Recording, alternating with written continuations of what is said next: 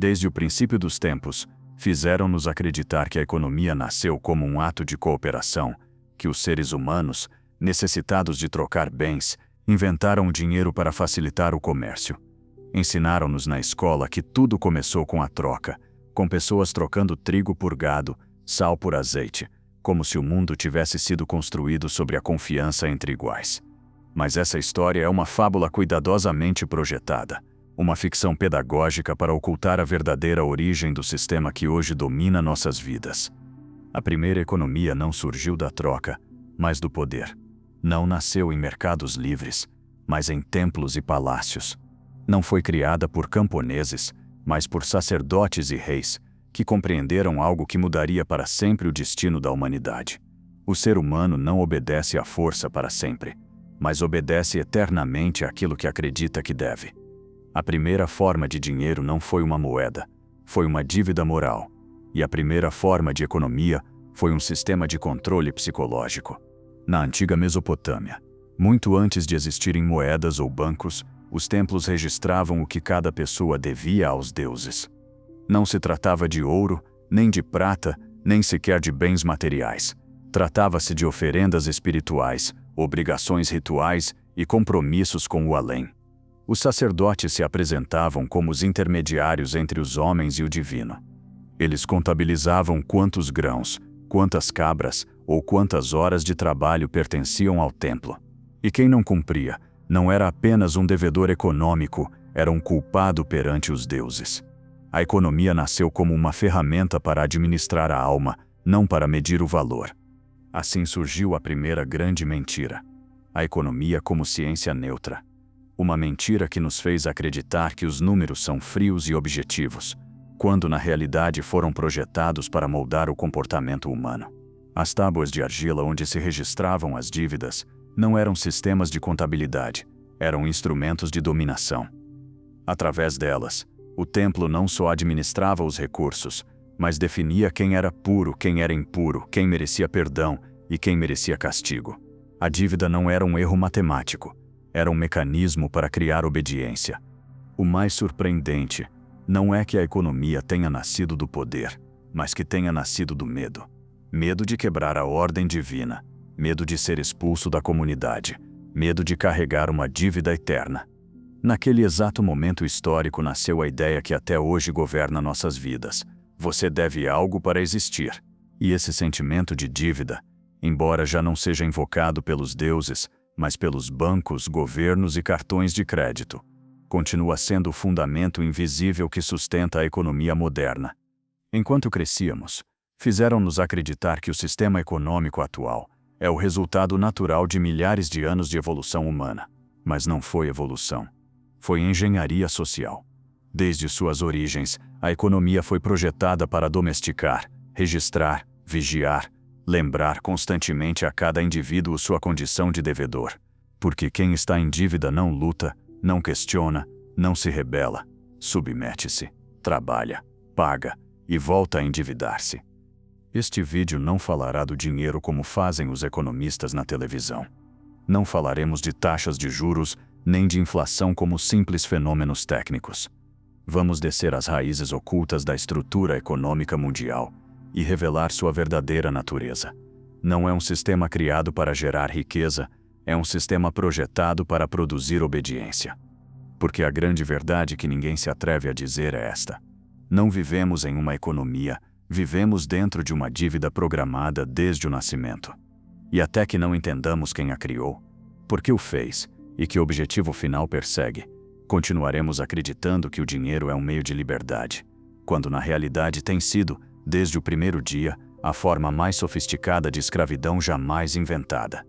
A origem da economia não está nos mercados, está nos templos.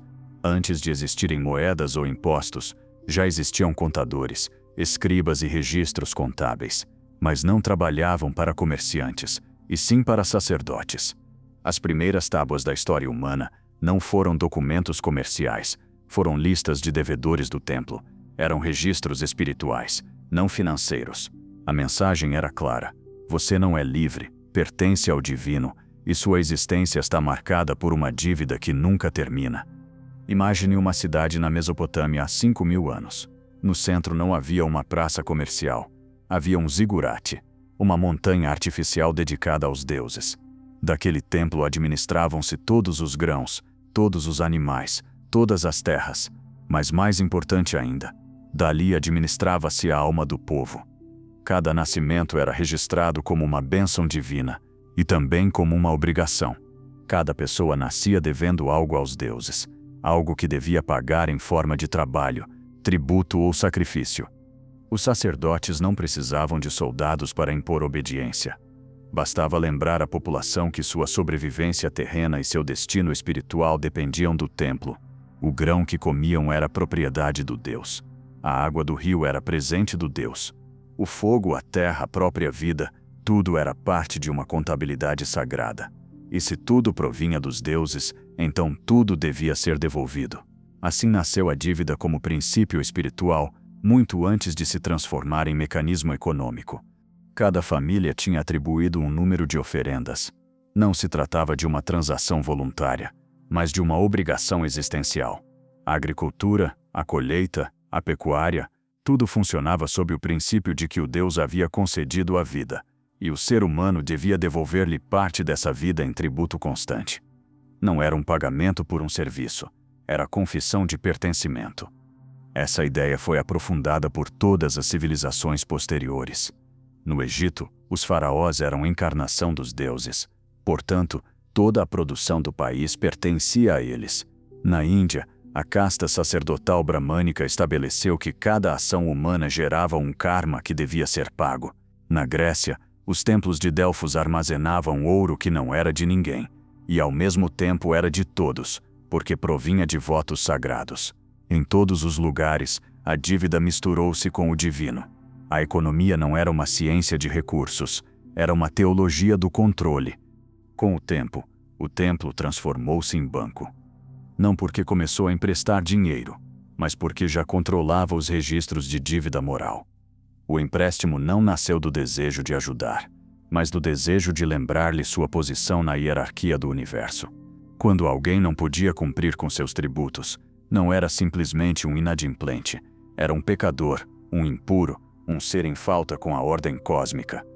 Naquele momento, a dívida deixou de ser um ato econômico e transformou-se em uma identidade. Ser humano era sinônimo de dever.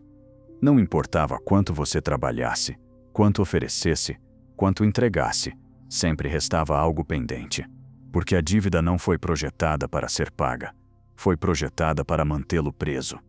E o mais inquietante é que esse modelo não desapareceu com o passar dos séculos. Pelo contrário, refinou-se, secularizou-se. O Deus mudou de nome. Já não se chama Marduk, Ra ou Júpiter. Hoje chama-se crescimento econômico, sistema financeiro, Banco Central, Fundo Monetário Internacional. Mas a lógica é a mesma. Você nasce devendo, vive pagando e morre sem ter saldado sua conta. A economia moderna não é a evolução do mercado, é a continuação do templo por outros meios. Os mesmos princípios espirituais de dívida infinita foram transferidos para o âmbito material. Antes se pagava com oferendas, hoje se paga com impostos. Antes se confessava perante o sacerdote, hoje se declara perante a autoridade tributária.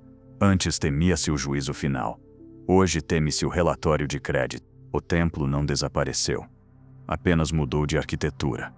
Enquanto as antigas civilizações usavam a dívida como ferramenta espiritual, Roma deu o passo seguinte. Transformou a dívida em lei e converteu-a no motor de sua expansão imperial. Roma não conquistou territórios apenas com legiões. Conquistou-os com contratos, hipotecas e obrigações perpétuas. Foi o primeiro sistema na história que entendeu que o poder duradouro não reside na guerra, mas na capacidade de encadear juridicamente o ser humano.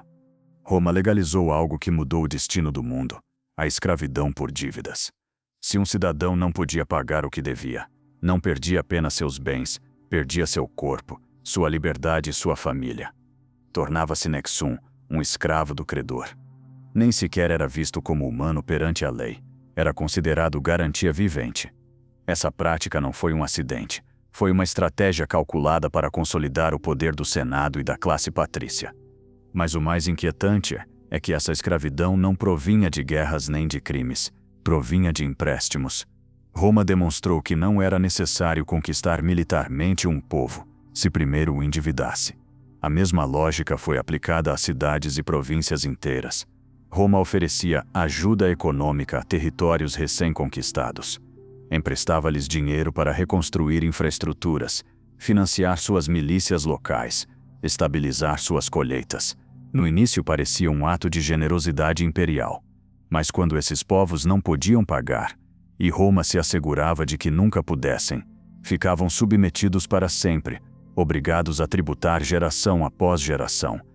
O historiador Tito Livio revelou que mais de 75% dos levantes internos em Roma não foram provocados por inimigos externos, mas por cidadãos romanos esmagados por suas dívidas. A economia não era uma ferramenta para a prosperidade do povo, mas um mecanismo para transferir riqueza para as elites senatoriais. As guerras civis, as reformas agrárias, até mesmo a queda da República, tudo teve sua raiz na dívida. Quando Júlio César chegou ao poder, encontrou um império à beira da explosão social. 90% das terras estavam nas mãos de 1% dos cidadãos. O povo romano não era livre. Era um povo hipotecado. A dívida era tão grande que não podia ser paga, mas também não se permitia que desaparecesse. Era passada de pais para filhos, como uma condenação hereditária. Júlio César compreendeu algo que ninguém havia visto com clareza. Se o Estado é o maior credor, então controla não só os recursos, controla o próprio destino dos cidadãos. Sua primeira medida não foi militar, mas econômica. Decretou a redução das dívidas públicas e privadas, gerando uma das maiores reações do sistema financeiro romano.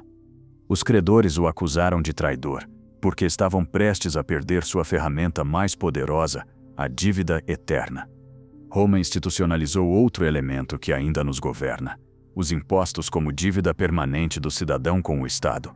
Mesmo que você não tivesse empréstimos diretos, continuava devendo tributo.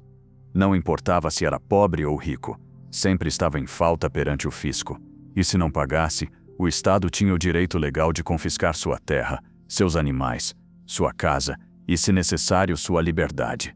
A frase mais poderosa do direito romano foi esta: o império não se sustenta pela espada, mas pela dívida do cidadão. Roma não precisava vigiar cada pessoa, só precisava assegurar-se de que a dívida nunca se extinguisse. Esse foi o plano mestre: manter o povo em um estado permanente de obrigação. E essa lógica não morreu com Roma. Foi herdada pela Igreja, adotada pelos reis medievais, aperfeiçoada pelos banqueiros genoveses e venezianos, e levada à sua forma máxima no mundo moderno. Hoje, cada imposto, cada crédito, cada obrigação financeira que aceitamos sem questionar é um eco do direito romano.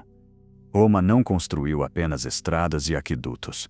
Construiu os alicerces do sistema de dívida legal, o mesmo que hoje define nossa existência, desde que nascemos até que morremos.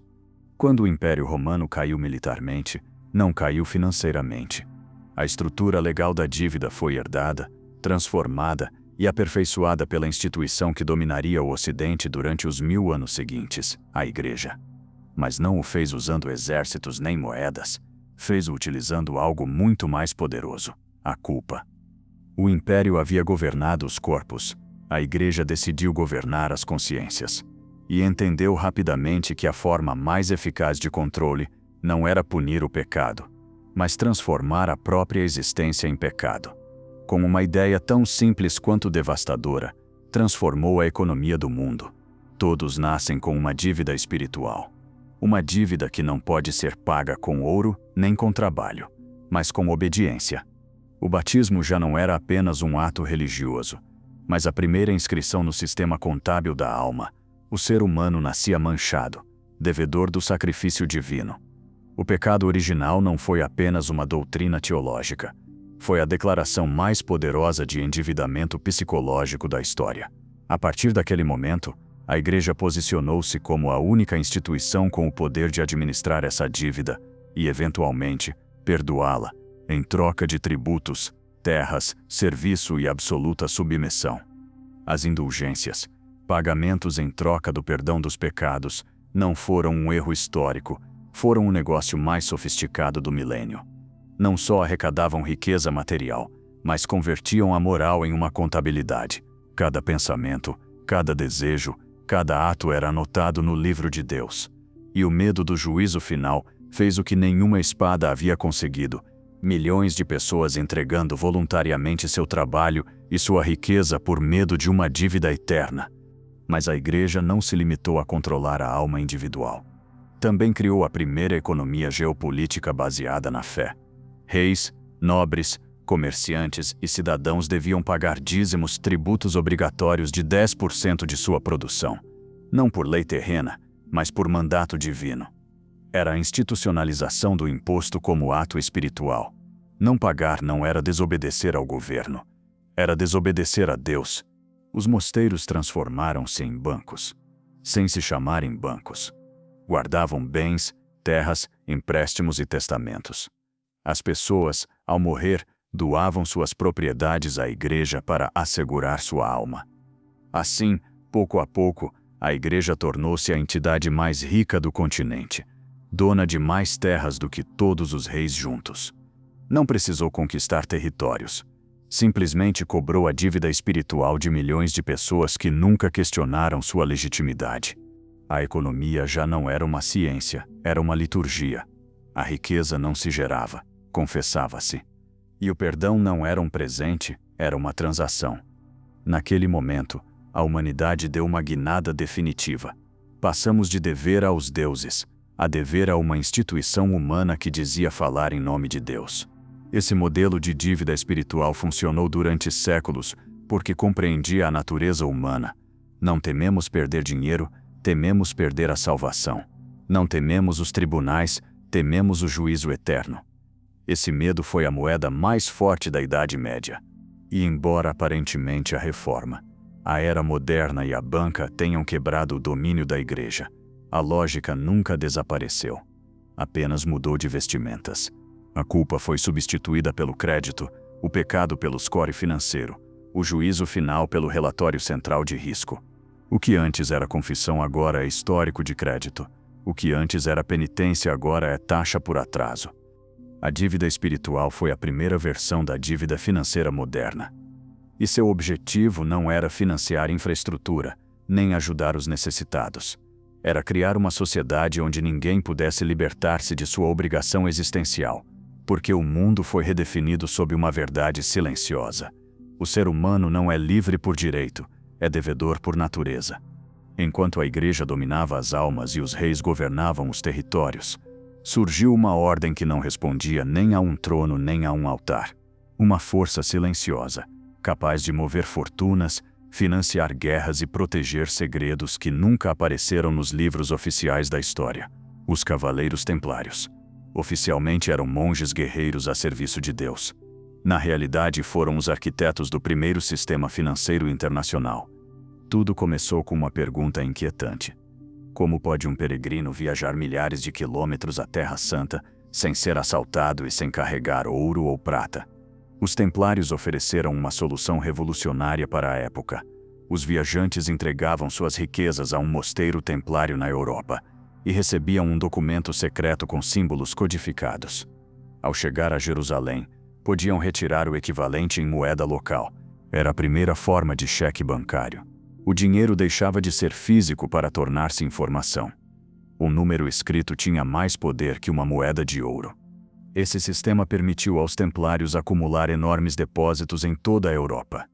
À medida que as cruzadas avançavam, reis e nobres pediam empréstimos à ordem. A razão? Os templários não cobravam juros oficialmente, porque a Igreja o proibia, mas aplicavam doações obrigatórias e custos de manutenção, inventando as primeiras formas de juros disfarçados. E o mais importante, não estavam sob a jurisdição de nenhum rei. Seus bens não podiam ser confiscados, seus movimentos não podiam ser auditados. Eram imunes, eram invisíveis. Logo, os templários não só guardavam riquezas, controlavam a liquidez de todo o continente. Se um rei queria financiar uma guerra, dependia deles. Se um comerciante queria mover mercadoria entre portos, precisava de seu respaldo. A dívida já não era moral nem jurídica. Tornara-se algo novo, uma rede internacional de poder privado. Os templários não governavam de tronos, mas de cofres invisíveis. Mas o verdadeiro segredo não estava em sua riqueza, mas em seu conhecimento. Eles foram os primeiros a entender que o dinheiro não é o metal, mas o controle sobre o fluxo do metal. O dinheiro não é uma coisa, é um mapa do poder. E quem controla o mapa, controla os impérios. Essa ordem dominava com símbolos, selos e códigos que só eles entendiam. Cada transação era registrada em códigos cifrados. Se um rei caía em desgraça ou não pagava, os templários tinham o poder de isolá-lo financeiramente. Podem ter perdido batalhas militares, mas nenhuma guerra econômica. Porque eles não lutavam por territórios, lutavam pela dívida.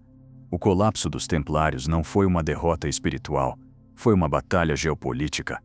O rei Filipe IV da França, arruinado e endividado com eles, fez o que muitos governantes fariam séculos depois: atacou seu credor, acusou-os de heresia, torturou seus líderes e confiscou seus bens. Mas aqui revela-se o mistério. Os tesouros não foram encontrados.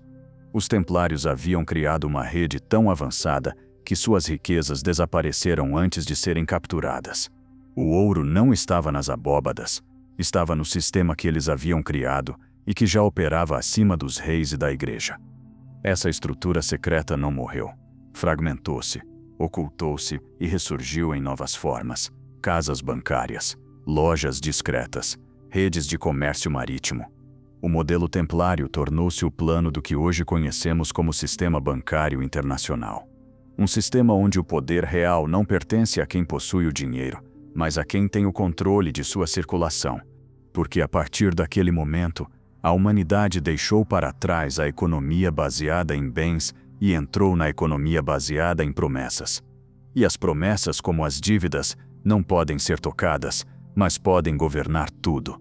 Quando os templários desapareceram da história visível, seu modelo não se extinguiu, privatizou-se. As ferramentas que eles criaram, o crédito internacional, a guarda de depósitos, as redes secretas de transferência, foram herdadas por famílias que não precisavam de tronos nem coroas. Os banqueiros privados.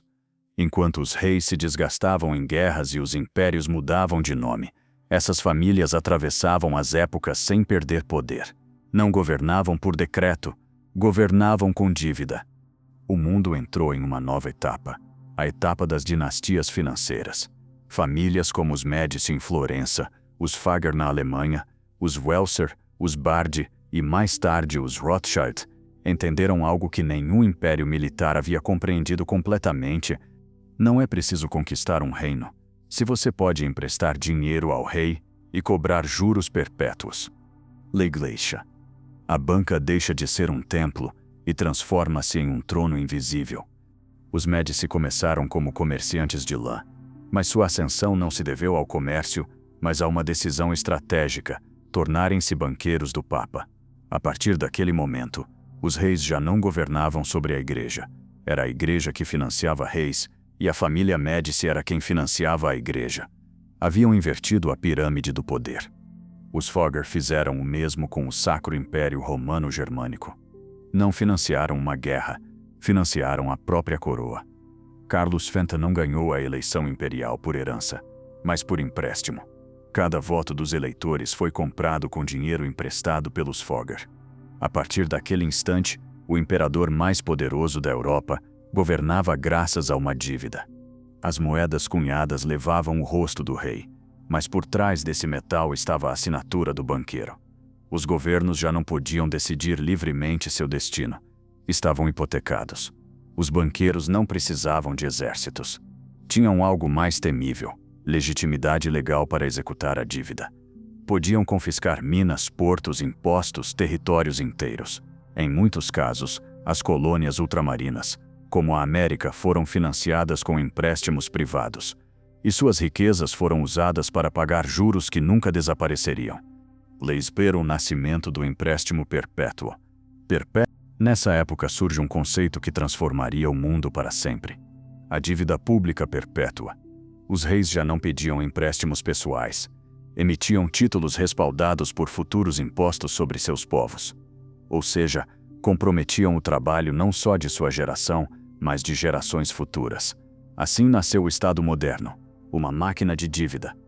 Aqui revela-se a maior transformação econômica da história. Antes, o povo devia ao rei. Agora, o rei devia ao banqueiro. E o povo, sem saber, seria o encarregado de pagar essa dívida com seu trabalho, seus impostos e sua vida. Cada guerra, cada revolução, cada nova conquista não era uma decisão de soberania, era uma estratégia financeira. Se um rei não desejava endividar-se, era substituído por um que sim. Se um país tentava libertar-se do sistema, era isolado economicamente ou empurrado para a guerra. Leilitsu, o verdadeiro segredo. As famílias bancárias descobriram que a riqueza não provém do ouro, mas da dívida, porque o ouro é limitado. Mas a dívida pode ser criada infinitamente. Criaram o conceito de dinheiro baseado em promessas, não em metais.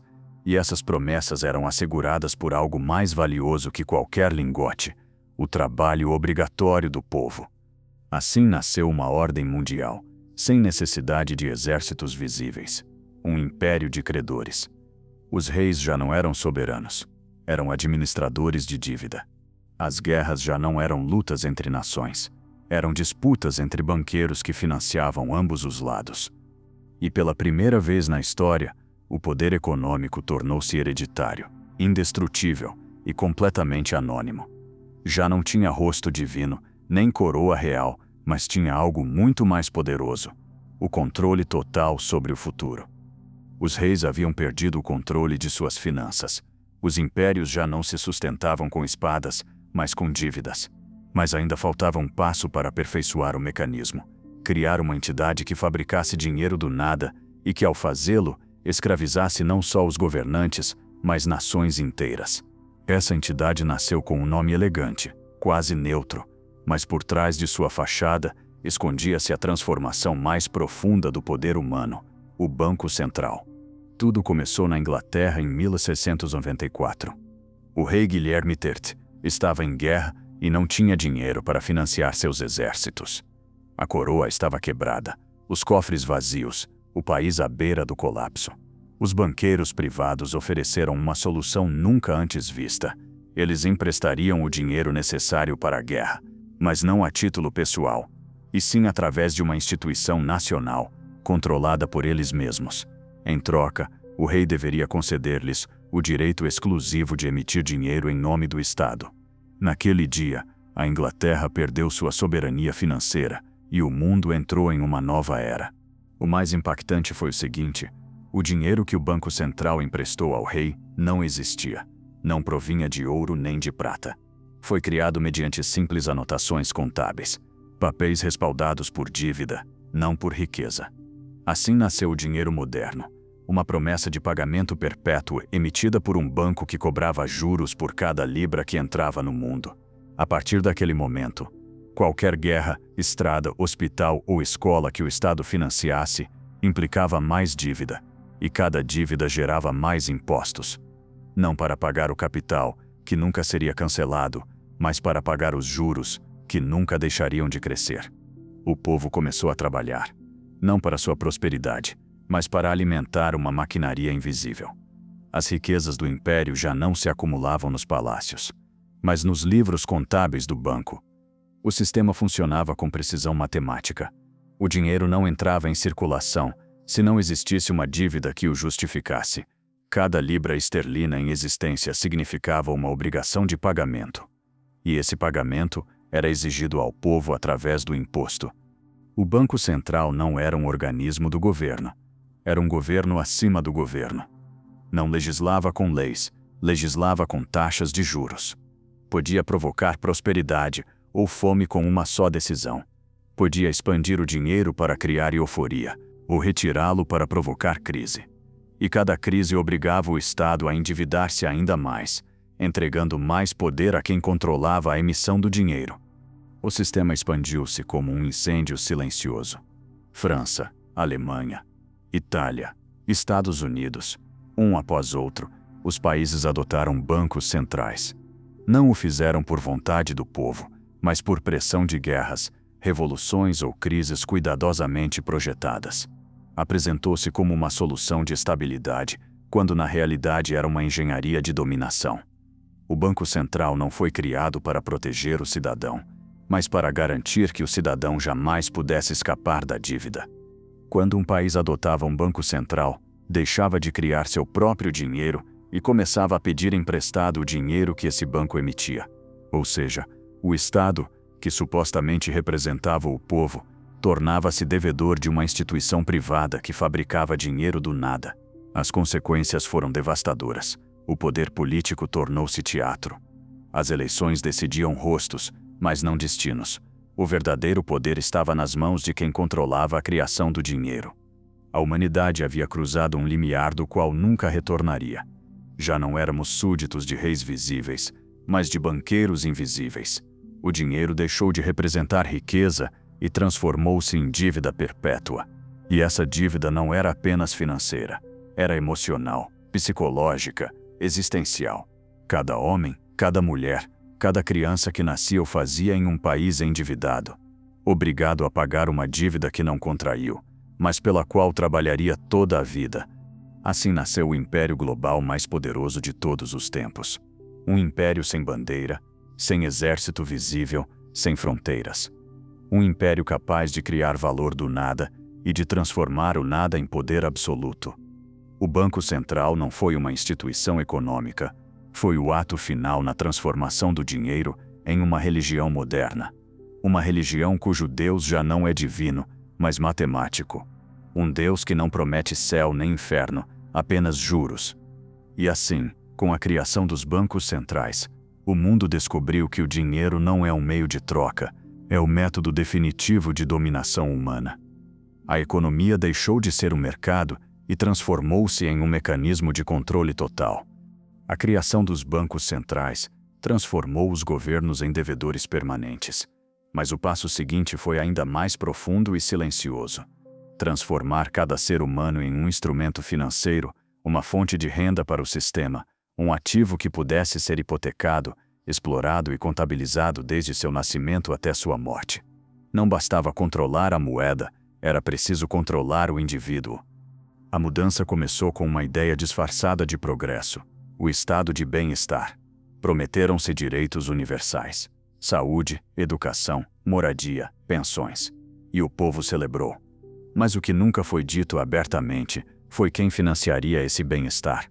Não era um presente do Estado, era um empréstimo do Banco Central. Cada hospital construído, cada escola inaugurada, cada programa social era pago com dívida emitida pelos bancos.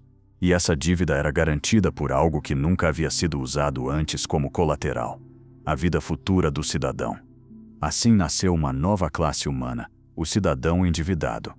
Ao registrar-se um bebê, não só era inscrito no censo civil, tornava-se parte de um sistema contábil. Sua existência era um ativo. Assumia-se que trabalharia, consumiria, pagaria impostos.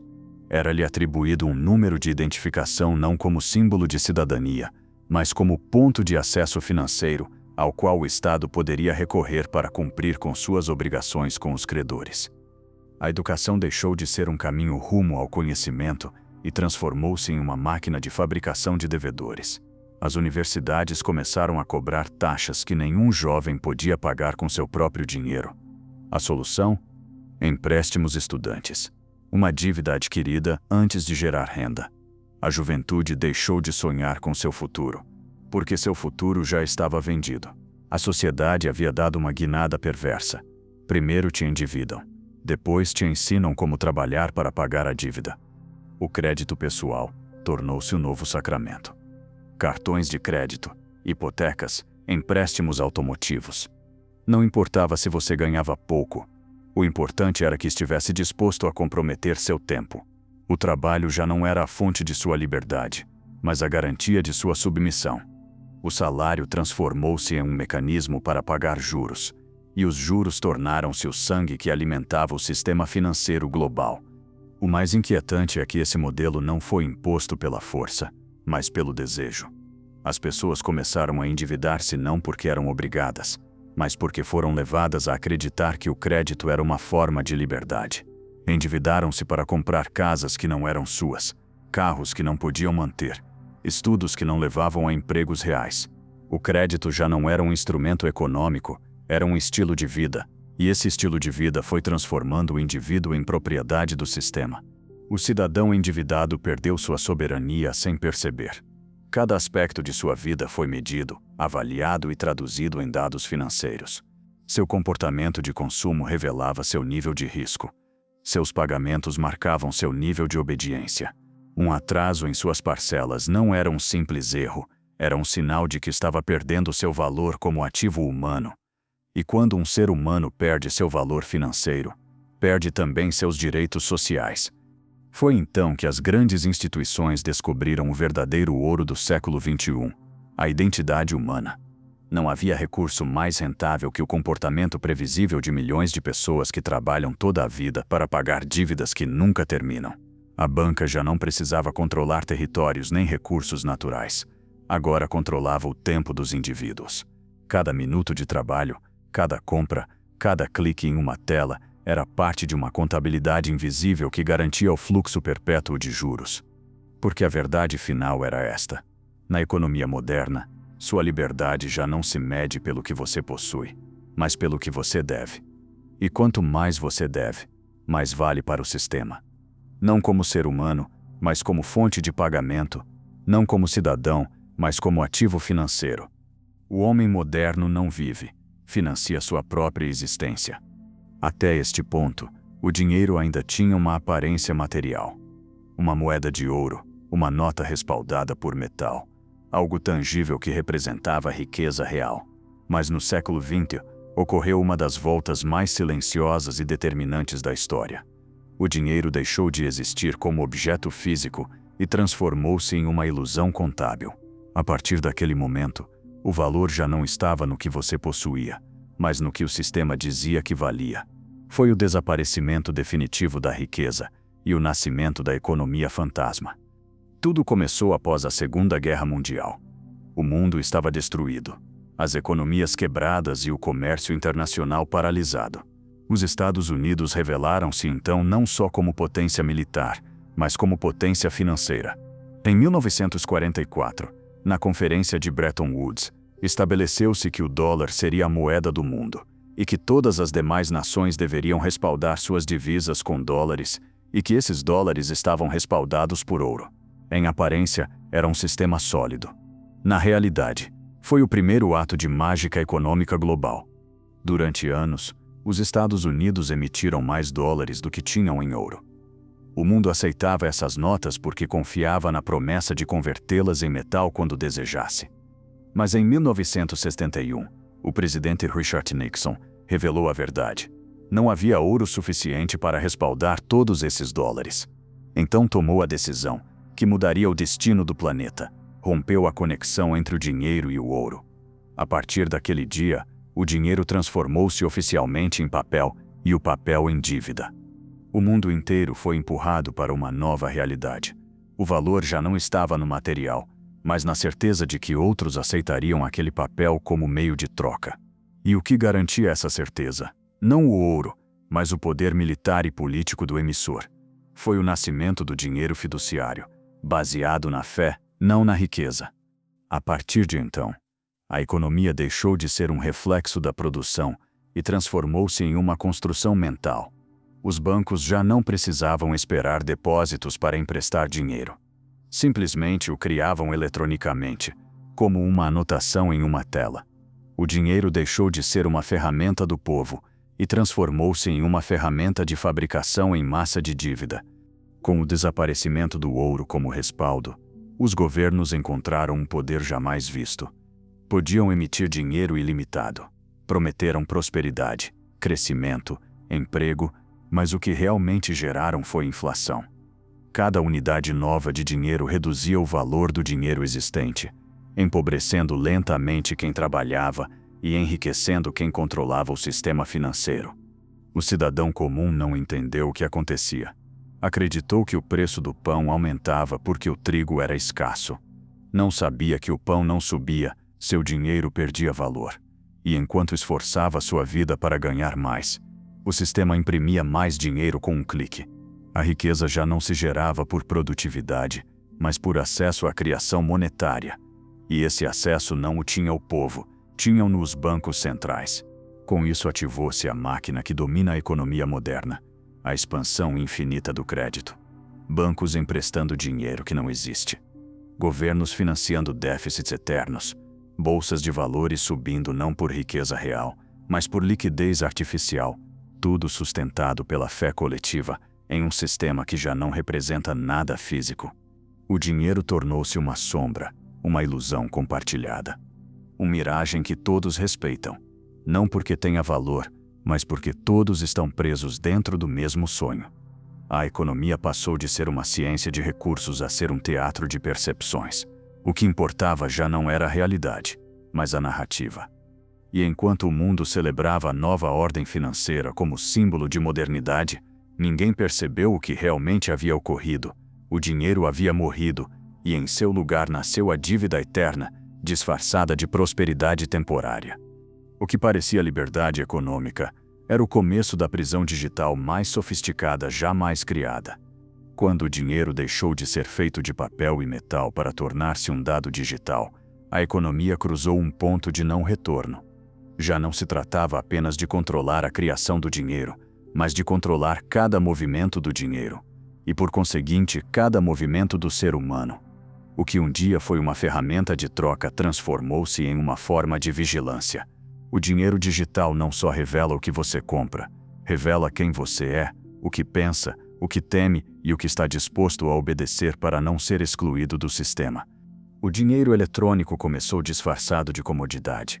Cartões de débito, transferências rápidas, pagamentos com celular, códigos QR. A humanidade aceitou o novo modelo sem resistência, porque parecia uma evolução natural. Mas essa comodidade veio acompanhada de algo mais: rastreabilidade. O dinheiro em espécie era anônimo. O dinheiro digital é transparente para quem o emite. Cada compra, cada doação, cada movimento entra em um registro que não pode ser apagado. O cidadão começou a deixar de ser pessoa, para tornar-se um perfil de dados. Bancos, plataformas e governos começaram a construir um mapa invisível do comportamento humano. Não precisavam perguntar-lhe quem você é. Suas compras diziam tudo. O que você come, que remédios consome, a quem apoia politicamente, se está deprimido ou motivado, se é obediente ou perigoso para o sistema. A economia deixou de medir riqueza para começar a medir comportamento previsível.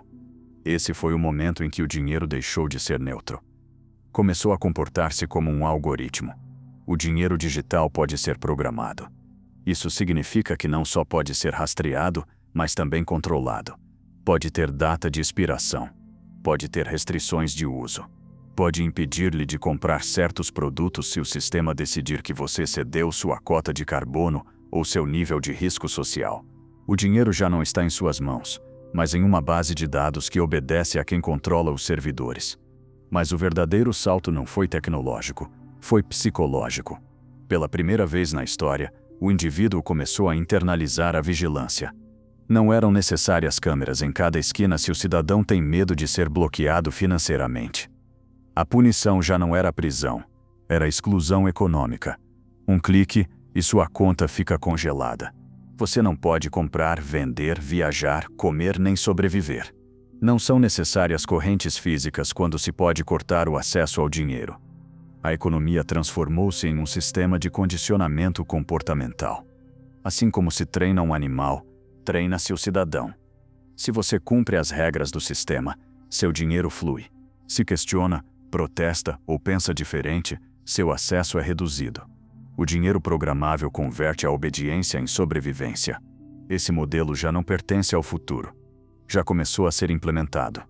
Na China, o sistema de crédito social determina o que um cidadão pode comprar, aonde pode viajar, que escola seus filhos podem usar. No Ocidente, as plataformas bancárias e tecnológicas já começaram a bloquear contas por ideologia, por desobediência sanitária ou por apoiar causas que não estão alinhadas com a narrativa dominante. Já não são necessárias leis para censurar, basta transformar a economia em um filtro moral. Enquanto isso, o povo acredita que tem liberdade financeira, porque pode pagar com seu telefone. Não percebe que cada pagamento É um voto invisível que fortalece a prisão digital que está sendo construída ao seu redor. Uma prisão em que o dinheiro já não é seu, mas uma permissão temporária que pode ser revogada se você não for útil ao sistema. A pergunta já não é: quanto dinheiro eu tenho? A verdadeira pergunta é: até quando o sistema me permitirá usá-lo? Vivemos na era do cidadão programável. Um ser humano cujo valor já não depende de sua dignidade, mas de sua capacidade de seguir instruções. E esse é o passo final do projeto. Não escravizar corpos nem mentes, mas escravizar comportamentos mediante a economia digital total. O cidadão ainda acredita que seu país é governado por presidentes, parlamentos ou constituições. Acredita que seu voto decide o rumo do Estado. Mas o que não sabe, o que jamais lhe será dito em nenhuma escola nem meio de comunicação, é que o Estado moderno já não é o dono do poder, é apenas o rosto visível de um poder que opera atrás do pano. Um poder que não governa mediante leis, mas mediante fluxos de capital e algoritmos de controle. Na antiguidade, o governante arrecadava impostos para sustentar seu reino. Hoje, o Estado arrecada impostos para pagar juros de dívida a bancos centrais e organismos internacionais, que na realidade são entidades privadas disfarçadas de instituições públicas. O governo transforma-se, na prática, em um cobrador de dívidas para seus verdadeiros amos, os credores globais. Quando um país enfrenta uma crise financeira, o governo não consulta o povo, consulta o Fundo Monetário Internacional, o Banco Mundial ou os mercados de capital. Essas entidades resgatam a nação, oferecendo-lhe empréstimos em troca de reformas estruturais.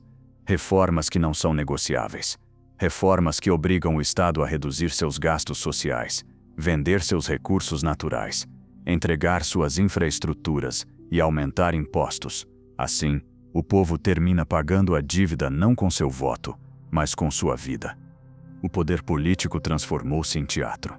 Os presidentes sucedem-se uns aos outros, prometendo mudanças, reformas e justiça, mas todos têm algo em comum: herdam uma dívida que jamais poderão pagar. Seu verdadeiro trabalho não é cumprir suas promessas, mas garantir que os pagamentos aos credores internacionais nunca se interrompam. Um país pode mudar de ideologia, de bandeira, até de sistema de governo. A única coisa que não pode mudar é sua obrigação de pagar a dívida. E quando surge um líder que tenta desafiar esse sistema, não é derrotado em eleições, é destruído nos mercados. Sua moeda é atacada. Suas reservas evaporam-se. As agências de classificação rebaixam seu score. O país entra em crise. O povo sofre. E, finalmente, esse líder é substituído por alguém mais razoável, ou seja, alguém disposto a obedecer. Mas a banca já não está sozinha. Uma nova força entrou em cena: a tecnologia. As grandes corporações tecnológicas não só controlam a informação, controlam o comportamento humano. Sabem o que você pensa antes que você pense. Podem antecipar suas decisões antes que você as tome. Com cada clique, cada busca, cada interação digital, constroem um modelo matemático de sua mente. E com esse modelo, podem guiar sua conduta econômica, política e emocional sem que você perceba. Os governos já não legislam livremente. Suas decisões estão condicionadas pelos dados que lhes fornecem as corporações tecnológicas e pelas pressões financeiras da banca. Eles não são os arquitetos do futuro. São os administradores de um roteiro escrito por entidades que jamais se apresentam a eleições. O cidadão acredita que vive em democracia porque pode escolher entre candidatos. O que não sabe é que o verdadeiro poder não se escolhe. Não tem rosto nem nacionalidade. Não senta-se em parlamentos, mas em conselhos corporativos. Não governa países, governa sistemas de pagamento, plataformas digitais, redes de inteligência artificial, índices financeiros globais. Hoje o Estado não é o guardião do povo, mas o intermediário entre o povo e seus credores. Não protege, vigia. Não liberta, administra. O cidadão já não é sujeito de direitos, mas recurso econômico do Estado endividado. Recurso que deve ser produtivo, obediente e previsível. Porque o verdadeiro destino do Estado moderno não é a soberania, é a subordinação. E o cidadão não é o protagonista do contrato social. é a garantia do contrato financeiro. Já não vivemos em um país. Vivemos em um sistema integrado de controle econômico global, onde cada nação é uma filial, cada governo é um gerente regional, e cada ser humano é uma conta a receber. A maioria das pessoas teme as crises econômicas como se fossem tempestades imprevisíveis, fenômenos naturais que ninguém pode evitar. Mas o que jamais lhes é revelado é que as grandes crises da história moderna não foram erros do sistema, foram estratégias do sistema. Não destroem a ordem financeira, consolidam-na, não empobrecem os poderosos, permitem-lhes absorver ainda mais riqueza e controle. Cada crise é uma purga, um mecanismo de limpeza planejado para eliminar os fracos, quebrar as classes médias, forçar privatizações e entregar ativos públicos a mãos privadas por preços insignificantes. Quando o mercado desaba, não é o fracasso do capitalismo, mas seu momento mais eficiente. O poder reorganiza-se, os credores fortalecem sua posição e o povo ajoelha-se perante a necessidade. Na crise de 1929, milhões perderam seus empregos, suas casas e suas poupanças. Banqueiros menores suicidaram-se. Mas as grandes famílias financeiras não caíram. Compraram fábricas, ferrovias, minas e bancos quebrados por centavos. A economia mundial foi redesenhada em suas mãos. O mesmo ocorreu em 2008. A bolha imobiliária estourou. Milhões de pessoas foram expulsas de suas casas, e os bancos responsáveis pelo colapso foram resgatados com dinheiro público. O povo perdeu suas casas. Os bancos ficaram com as casas e ainda receberam pagamentos do Estado. Essa é a lógica do colapso controlado. As perdas são socializadas, os lucros são privatizados. O sistema não foi projetado para evitar crises, mas para criá-las quando precisa reiniciar-se. Como uma serpente que muda de pele, o sistema financeiro provoca o colapso para renascer mais forte, mais concentrado, mais autoritário. Cada vez que o mundo entra em crise, o cidadão acredita que algo falhou. Não compreende que a crise é o mecanismo para obrigar o povo a aceitar novas regras. Depois de cada desastre, promovem-se soluções que jamais teriam sido aceitas em tempos de calma. Criação de novas instituições globais, emissão em massa de dinheiro controlado digitalmente, eliminação do dinheiro em espécie, aumento do endividamento público e restrições à propriedade privada. A crise é a chave que abre a porta para a próxima etapa de controle. Os economistas oficiais falam de ciclos econômicos, como se fossem estações do ano. Mas esses ciclos não são naturais. São provocados mediante inflação induzida, expansão do crédito, bolhas de ativos e, finalmente, contração monetária. Tudo calculado, tudo previsível, tudo projetado para mover os recursos das mãos de muitos para as mãos de poucos. O cidadão endividado entra em pânico. O empresário médio quebra. O governo declara emergência. E no meio do caos, o sistema financeiro global aparece como salvador, oferecendo resgates, pacotes de ajuda e fundos de estabilização, em troca de mais dívida, mais controle, mais obediência. O mais perturbador não é que o colapso seja intencional, mas que agora esteja sendo automatizado. Já não é necessário provocar guerras ou manipulações evidentes. A próxima grande crise será digital. Será ativada com um algoritmo.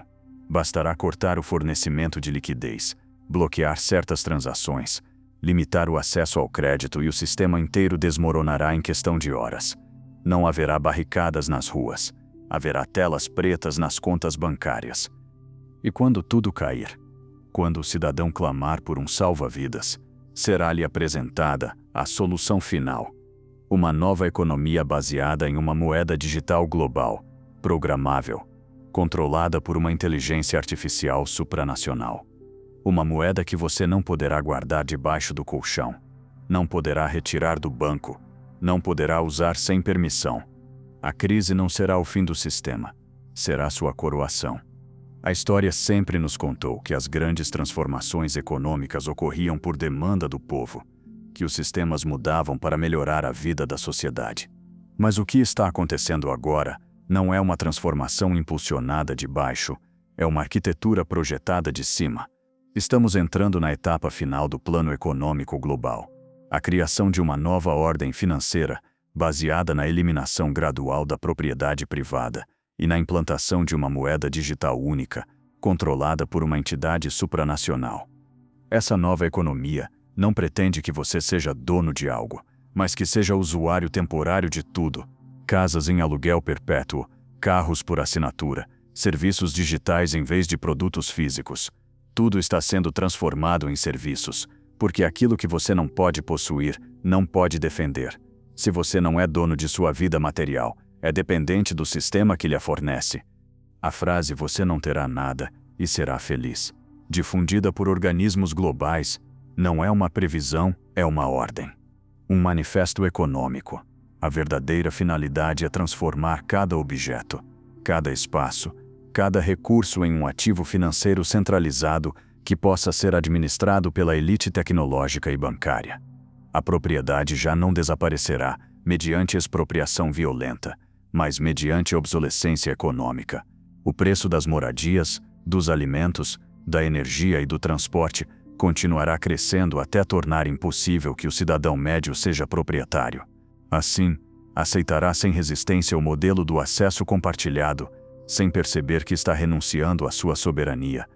Mas o coração dessa nova ordem não está nos objetos, mas na moeda que governará tudo: as moedas digitais de Banco Central, CBDC.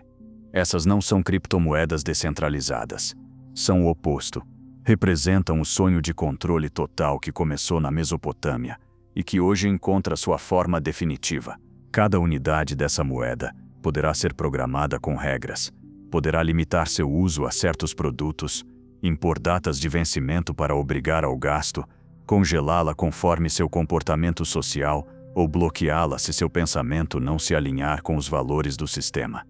Imagine uma digitalização monetária, onde o governo, ou pior ainda, uma inteligência artificial global, decida o que você pode comprar, aonde pode se mover, que serviços pode usar, não com base no seu dinheiro disponível, mas em seu nível de cumprimento. Esse é o futuro que está sendo construído neste momento. O dinheiro já não será uma ferramenta de troca, será um sistema operacional de controle social. A implementação dessa moeda não será anunciada como uma imposição, será vendida como uma salvação. Chegará após uma crise global planejada, um colapso financeiro, uma guerra digital ou um evento climático extremo. No meio do caos, será apresentada ao mundo uma solução milagrosa, um novo sistema econômico mais justo, mais seguro, mais inclusivo, que eliminará a corrupção, o narcotráfico e a evasão fiscal, em troca de uma condição silenciosa: ceder sua liberdade financeira para sempre. A dívida do Estado passará a ser dívida do cidadão. A riqueza já não será privada, mas administrada. O consumo já não será um ato de escolha, mas de autorização. E o dinheiro já não pertencerá ao povo, mas ao sistema que o emite e o controla em tempo real. Essa não é o fim do capitalismo nem o começo do comunismo. É a fusão de ambos para criar algo novo. Um capitalismo absolutista, onde todos os ativos são privados, mas a população é pública, onde tudo tem dono, exceto você. Assim se consuma a volta mais profunda do plano. O dinheiro já não será o meio de controle, será o fim. Uma economia onde você não troca valor, mas obediência. Onde você não trabalha para viver, mas vive para manter ativa a matriz financeira que decide quem merece existir. Ao longo da história, a economia apresentou-se como um sistema criado para facilitar a vida humana. Mas em sua etapa final, a economia deixa de servir ao homem para transformar o homem em um componente do sistema. Não se trata mais de produzir, consumir ou pagar impostos. O objetivo definitivo é programar o indivíduo, moldar suas decisões, automatizar seu comportamento e eliminar qualquer forma de liberdade interior que ameace a estabilidade da nova ordem financeira. Tudo começa com uma ideia sutil: a economia do comportamento. Já não importa o que você vale, importa o que você faz. Sua identidade é um conjunto de dados que revela o quanto você é útil para o sistema. Cada clique, cada compra, cada reação emocional fica registrada e analisada por algoritmos que o classificam em tempo real. Não existe privacidade econômica. Cada ação revela se você é um ativo valioso ou um risco que deve ser controlado. A transição final ocorre quando o sistema deixa de adaptar-se às pessoas, e as pessoas começam a adaptar-se ao sistema. O cidadão deixa de escolher livremente, escolhe o que o algoritmo lhe apresenta como opção. Deixa de pensar em seu futuro, apenas segue instruções projetadas para otimizar sua produtividade e minimizar sua resistência. O trabalho já não é um meio para gerar riqueza, é uma plataforma para gerar dados. A educação já não forma indivíduos, mas perfis programáveis. A medicina não busca curar, mas medir. A economia deixa de ser um fluxo de valor e transforma-se em uma rede de controle neuronal, onde a mente humana é o recurso final. Nesse ponto, a dívida já não é monetária. É dívida existencial. Uma dívida que não se mede em juros, mas em obediência. Já não é preciso estar endividado com um banco para ser controlado. Basta estar conectado a um sistema que decide o que você pode ver, o que pode comprar, o que pode dizer, e até o que pode sentir. O indivíduo programado não luta por sua liberdade, porque nem sequer percebe que a perdeu. Acredita que decide, quando na realidade reage. Acredita que escolhe, quando apenas responde a estímulos projetados para dirigir seu comportamento econômico e emocional. A inteligência artificial já não é uma ferramenta a serviço da humanidade. É um espelho sombrio que reflete tudo o que somos e decide o que podemos vir a ser.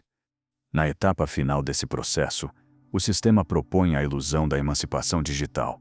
Metaversos, identidades virtuais, economias paralelas onde cada indivíduo pode recriar sua vida sem limites físicos. Mas essa liberdade é uma simulação controlada. Todo movimento, pensamento ou desejo dentro desse mundo digital pode ser monetizado, bloqueado ou programado. O corpo torna-se irrelevante. O que importa é a mente como fonte inesgotável de dados para alimentar a maquinaria financeira. Nesse novo paradigma, a economia já não calcula preços, calcula comportamentos. Já não busca lucros, busca previsão. E a máxima forma de controle não é a pobreza nem a dívida, mas a automatização da vontade humana. O sistema já não se pergunta: quanto esse cidadão pode produzir? Agora pergunta: até que ponto ele pode ser obediente? Não estamos presenciando apenas o fim de um modelo econômico. Estamos presenciando o fim do ser humano como entidade soberana. O indivíduo livre, imprevisível, capaz de dizer não, foi substituído pelo indivíduo programado, previsível, integrado. O novo cidadão não será julgado pelo que faz, mas pelo que o sistema calcula que fará. O sonho do controle total, que iniciou há milhares de anos nos templos de argila, chegou à sua etapa mais avançada, e já não precisa de correntes, nem de exércitos, nem de decretos. Só precisa de uma coisa: que deixemos de questionar. O sistema aperfeiçoou a dominação externa, controla o dinheiro, registra cada movimento, programa comportamentos, projeta o desejo humano, mas agora enfrenta um novo desafio que jamais antecipou. Um despertar silencioso que não nasce em partidos políticos nem em sindicatos, mas dentro da consciência individual. Não se trata de protestos nas ruas, nem de revoluções ideológicas. Trata-se de algo muito mais profundo. A compreensão do indivíduo de que ele mesmo é o último território que o sistema busca conquistar. Esse despertar não começa com um ato econômico, mas com uma pergunta: e se o valor não estiver lá fora, mas dentro de mim? O sistema financeiro global conseguiu escravizar milhões, não só porque controla os recursos, mas porque conseguiu convencer o ser humano de que seu valor depende do que possui, do que ganha, do que mostra. Esse é o núcleo da dominação moderna. Mas algo começa a quebrar-se. Cada vez mais pessoas observam a contradição. Vivemos rodeados de tecnologia, entretenimento, comodidade e, ao mesmo tempo, nunca estivemos tão vazios, tão endividados, tão controlados. O cidadão programado começa a intuir que o verdadeiro campo de batalha já não está na economia, mas em sua mente. Começa a questionar a narrativa do consumo como propósito de vida. E quando essa fenda se abre, o controle perde força. O sistema precisa de indivíduos que reajam, não que reflitam. Precisa de consumidores automáticos, não de seres conscientes. Por isso reprime tudo o que fomente introspecção, silêncio, espiritualidade autêntica, soberania mental. O despertar não se manifesta em grandes discursos, mas em decisões pequenas, porém radicais. Deixar de medir a vida em função do dinheiro, questionar a necessidade de validação social, recuperar o tempo, aprender habilidades reais, criar comunidades fora do circuito oficial. Cada um desses atos quebra uma linha do código que sustenta a economia do controle. Mas esse despertar não é caótico, é guiado por uma intuição comum. O ser humano não nasceu para servir a um mercado, mas para criar realidade. Essa é a maior ameaça ao sistema. Um indivíduo que compreende que sua mente, sua energia e seu tempo são os ativos mais poderosos do universo e que não precisam ser monetizados para ter valor. Já não se trata de escapar do sistema, mas de deixar de alimentá-lo com obediência inconsciente. Porque o verdadeiro poder do sistema não provém de sua tecnologia nem de seus bancos. Provém do consentimento de quem acredita que não pode viver fora dele. E isso está começando a mudar.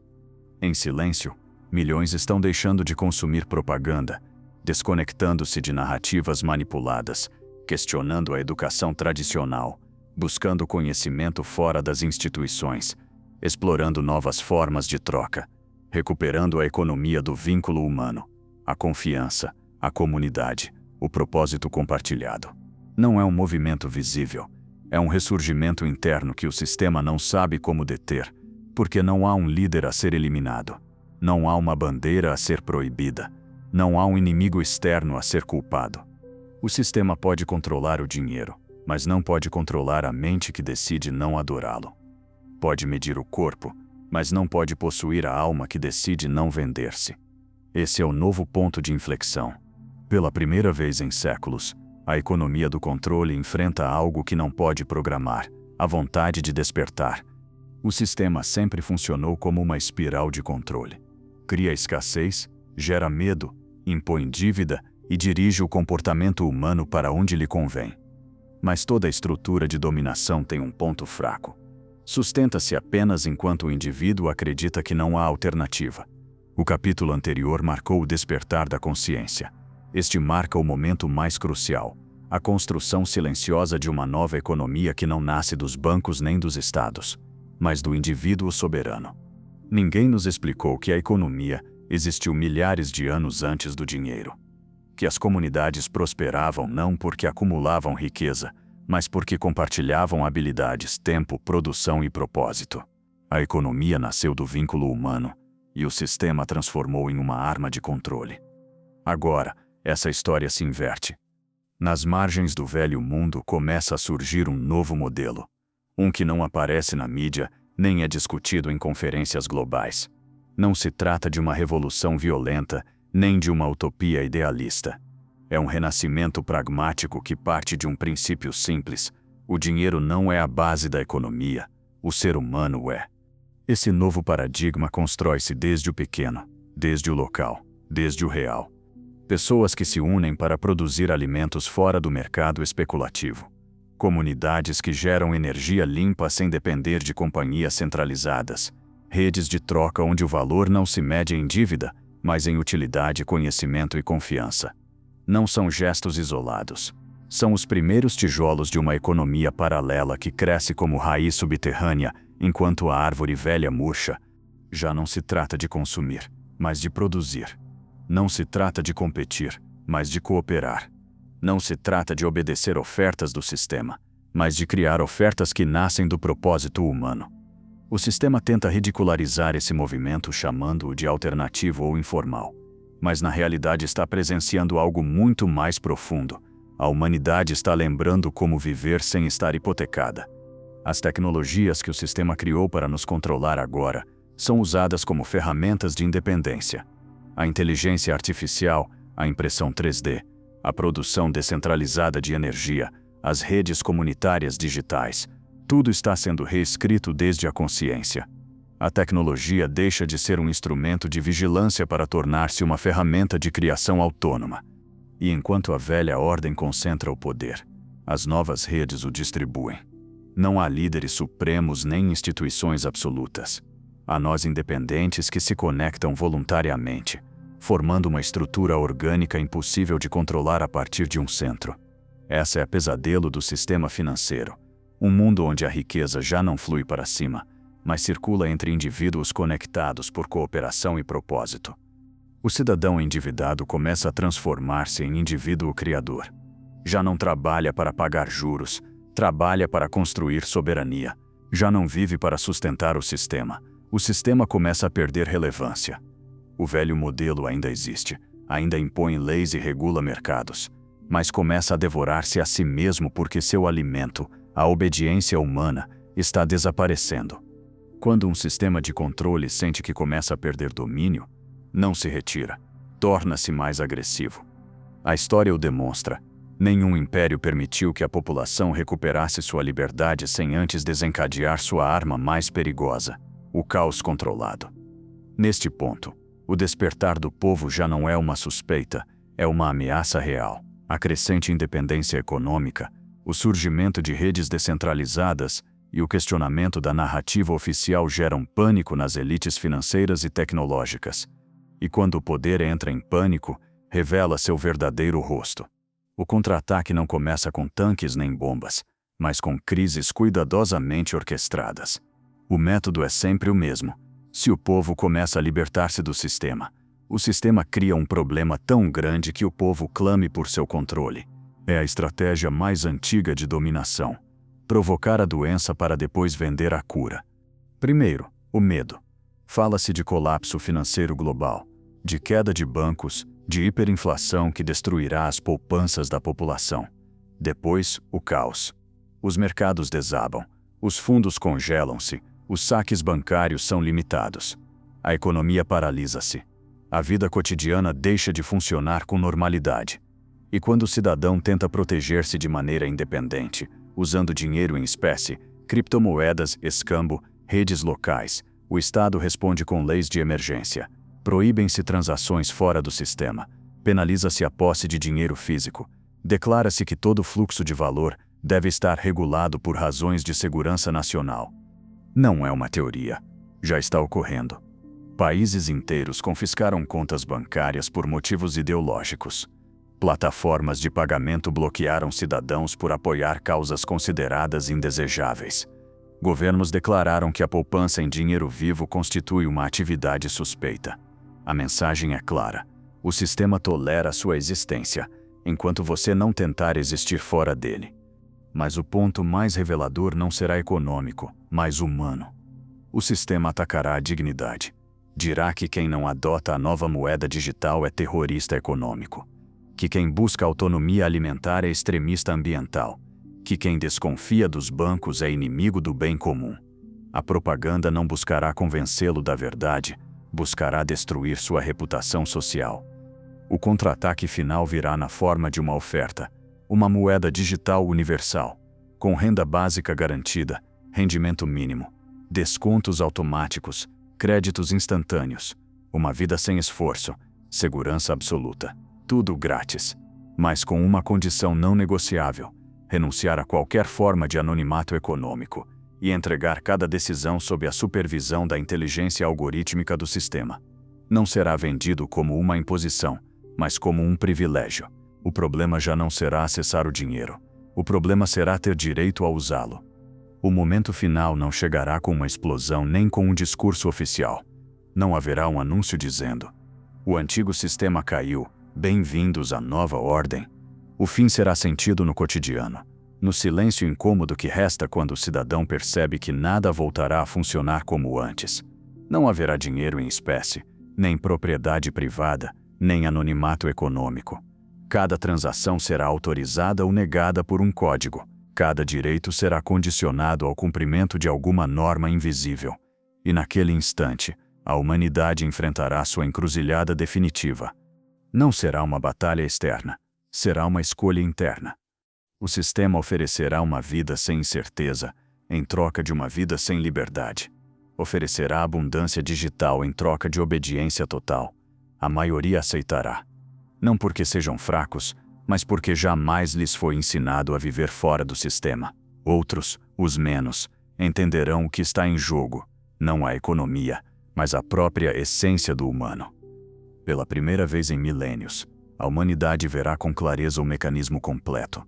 templos que se transformaram em bancos, dívidas morais que se tornaram impostos, reis substituídos por banqueiros, dinheiro convertido em dívida infinita, crédito convertido em algoritmo, economia convertida em programação mental. E compreenderá a verdade final. A escravidão moderna nunca foi uma corrente no corpo, foi uma ficção na mente. Enquanto o sistema consolida-se digitalmente, paralelamente nascerá algo impossível de deter, uma economia humana. Não baseada em dívidas, mas em valor real. Não construída a partir do medo, mas a partir da ação consciente. Pequenos grupos começarão a gerar sua própria energia, cultivar seu próprio alimento, construir redes de troca fora do circuito oficial, criar tecnologias que não extraem dados, mas que empoderam o usuário. Não será uma utopia. Será a única forma de vida possível para quem decidir não entregar sua alma em troca de comodidade. O colapso do antigo sistema não marcará o fim do mundo. Marcará o fim da ilusão. A ilusão de que o dinheiro nos dava liberdade. A ilusão de que o crescimento econômico era progresso. A ilusão de que a dívida era inevitável. No silêncio posterior, quando cair a última máscara, a humanidade verá que nunca esteve acorrentada ao dinheiro, apenas a crença de que sem ele não podia existir. Aqui termina a história do Homo economicus e começa a do ser humano soberano. Alguns chamarão isso de renascimento, outros, rebelião. Mas não será nenhuma das duas. Será algo muito mais simples e mais poderoso. O retorno à verdade. Porque, no fim, a economia não é um sistema de bancos, nem de moedas, nem de mercados. A economia é a expressão da energia humana. E essa energia, quando desperta, não pode ser programada, nem comprada, nem endividada. O sistema cairá não por colapso, mas porque deixará de ter crentes. E naquele dia, que já está nascendo, a história não terminará. Começará realmente.